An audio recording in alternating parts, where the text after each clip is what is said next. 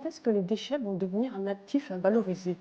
Donc ça, vous l'avez évoqué un peu déjà tous les deux, mais je ne sais pas, Karen, si vous voulez On, revenir on revient rapidement. au sujet de Ouais, la rentabilité du business ouais. model et donc pour pouvoir justement accélérer la valorisation des déchets, donc on parlait Vous avez du donné des pistes tous les biométhane deux, par voilà, le exemple tout bio. à l'heure. C'est quelque chose de relativement naissant avec encore peu de commandes des grands acteurs industriels, donc des déchets bien sûr, mais donc si vous avez des incentives, on parlait pour pouvoir monétiser, donc il y a eu des demandes par exemple de l'État de Californie ou l'État de New York il C'est y a ça. 1 an ou Il 2 faut que la ans. puissance publique soit derrière pour le rendre. Voilà, et donc là, vous aurez justement une initiative à décarboner et donc Mm. à monétiser ces biogaz.